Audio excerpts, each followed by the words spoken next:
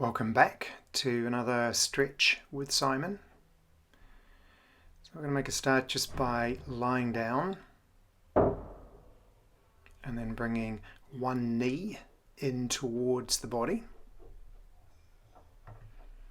Remember that breathing can be a normal breath throughout this practice. Just breathe naturally. There's no need to try and synchronize your breath. If you can, breathe through the nose. So at the moment, just one knee, gently squeezing it in towards the body. And then switching over to the other side now.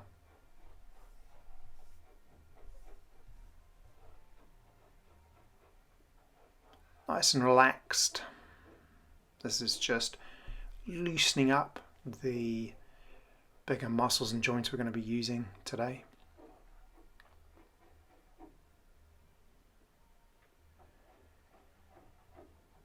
And now both knees coming in together, gentle swaying from side to side. This can feel really nice across the joints of the lower back when you do that.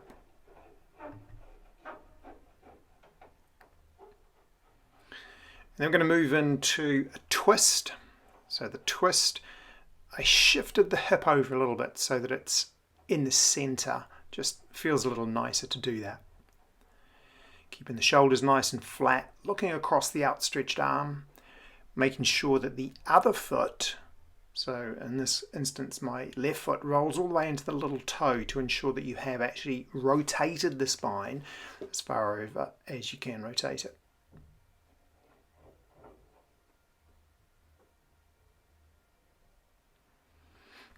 The hand that's resting on the knee, just lightly. We're not trying to push or force the knee down. Remember, this practice is never about how far you can take a posture or how far you can stretch. It's about the feeling, the sensations that you get. And this one is a rotation of the spine, so a nice stretch for the back.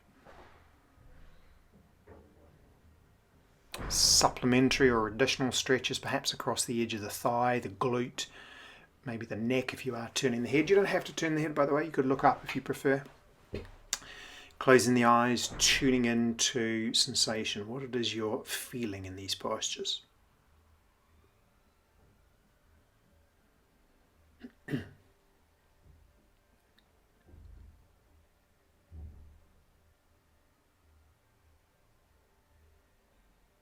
never about how far you go. It's about what you feel that really matters. That's why it doesn't matter if you are really flexible or less flexible. It's not about that. It's about the sensations that you can produce within the body. Slowly, incrementally increasing mobility, flexibility. Okay, so we're going to switch sides now. So again, I shifted the hip over a little bit to straighten the spine. Just gives me a nice, cleaner, I think more effective twist. Remember, you will have differences on the two sides of the body. This is normal. As human beings, we are not as symmetrical as we like to think we are.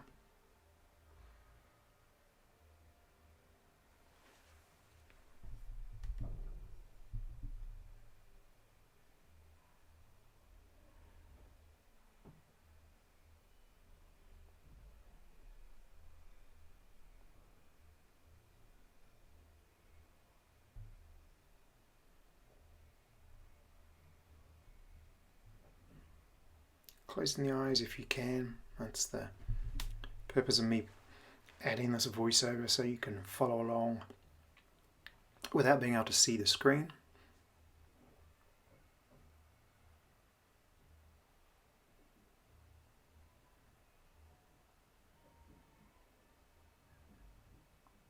These sessions are based around a yin yoga practice where postures are held for a longer period of time, allowing us to go a little deeper into what we call connective tissue,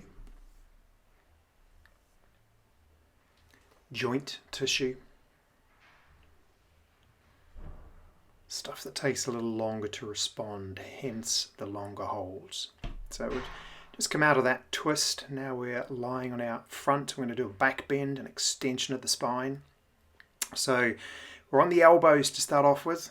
This is often referred to as the Sphinx shape. And it could be that you stay there.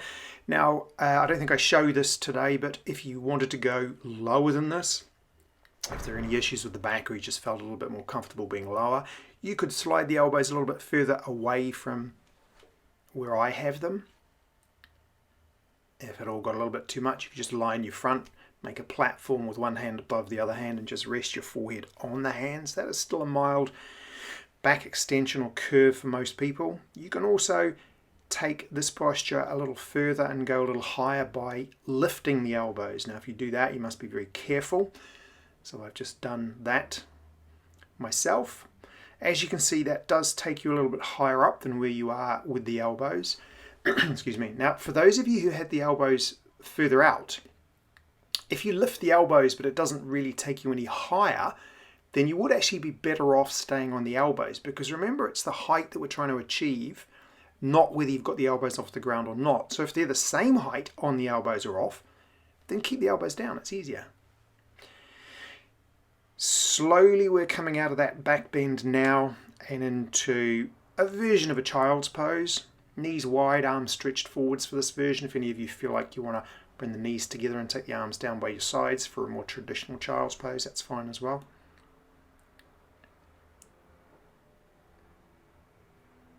And then making our way out of that posture, and we're coming into a lunge. For those of you watching as well, that was a small edit. I think I just adjusted the camera there. So we're in a lunge. This is a nice stretch for the front of the thigh. So for me, that's the front of the left thigh, the quadricep. The more vertical I can get the body, the better, the more effective the stretch on the front. Now from there, I've transitioned into a stretch for the back of the right thigh, the hamstring muscle. It would be okay in this one to have the leg straighter if you can straighten it more. It would be okay to have the toes off the ground or point the foot sort of balanced on the heel, toes pointing out. That will give you more of a calf stretch as well.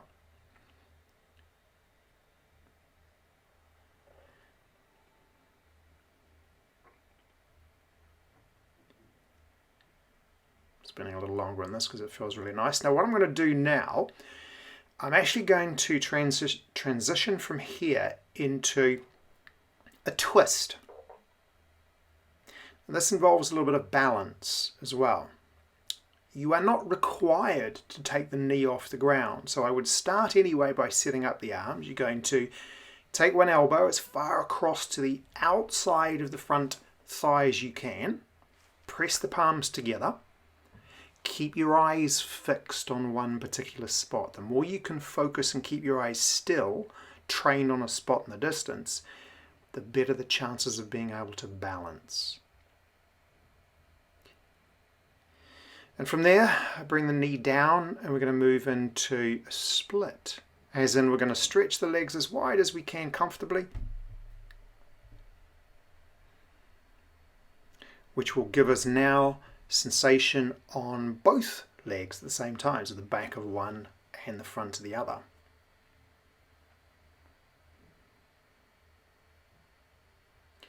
Posture like this, your hands are supporting your weight, but you shouldn't be bearing down on the hands. If you're having to bear down, that means you're probably a little bit too wide. Just lightly on the fingers. Remember that the best way to come out of this is to shuffle with the back foot, which I'm about to do now. So you tuck the toes. Each step you lift the knee a little closer until you can come out all together, and then we're going to switch sides and do the exact same sequence on the other leg now. I'm simply turning around so you can see the twist a little bit better. I suddenly realized, well, okay, if I do it that way around, you probably won't be able to see the twist very well. So starting off, once again, we're stretching the quadricep in a straightforward lunge position.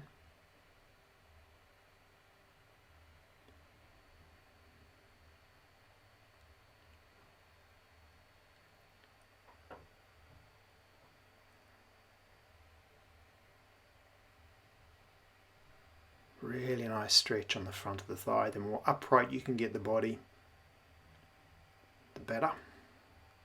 Because if you lean forward, you'll actually find it disengages that quadricep, which is the muscle on the front of the thigh.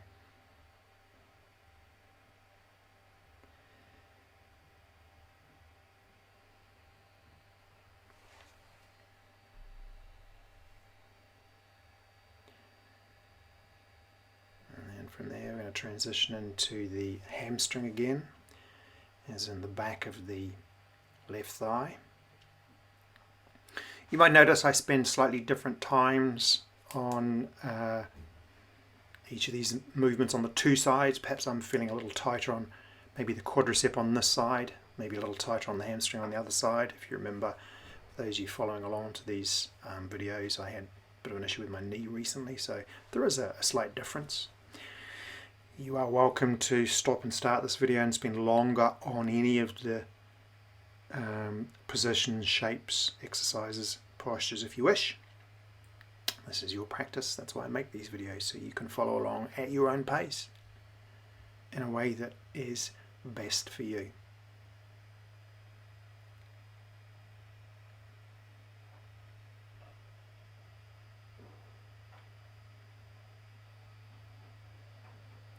And also, if there's anything you want to skip, please feel free to skip.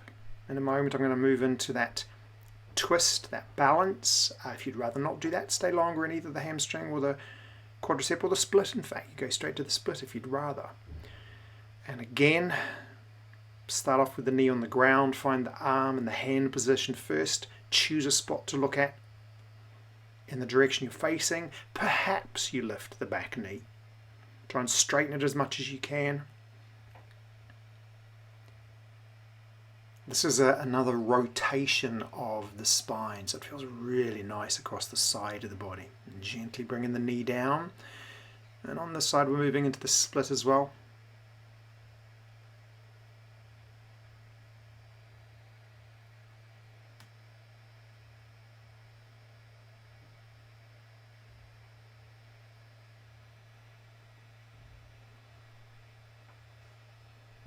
Perhaps you might agree that's the tighter of my two sides of this exercise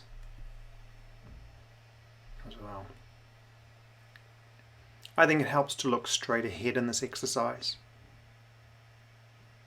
Just to lift the head, lifts the entire spine as well. Slowly shuffling that back foot and the knee to bring it closer and closer.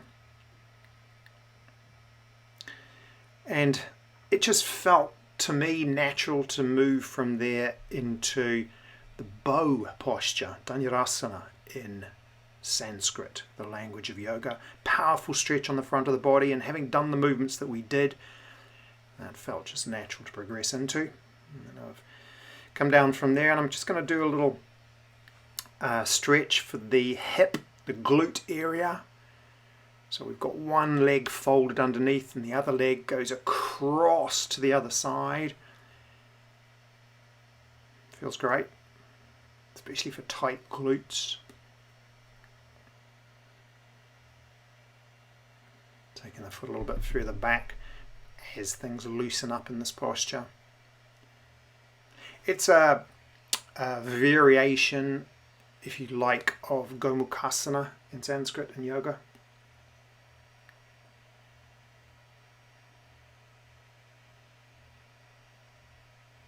I'm not holding it for too long, so I'm about to switch sides. Try and get the sitting bones right down into the ground. So if you feel you are tipping to one side, just adjust the feet a little bit. Maybe that leg that's crossed over needs to just ease off a little bit rather than try and force it too far in. So releasing that side. I said I was switching a little bit early. There we go. So now on the other side, take your time. Again, you'll probably feel the difference on the two sides.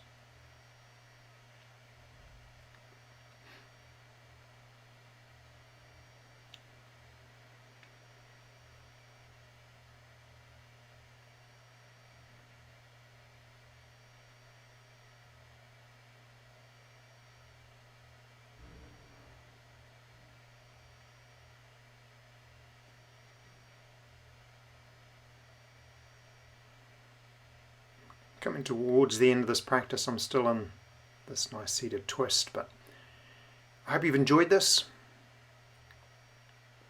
I hope you come back to practice with me again very, very soon. Just slowly releasing that. Feel free to get in touch if you want to ask me any questions. See you again soon.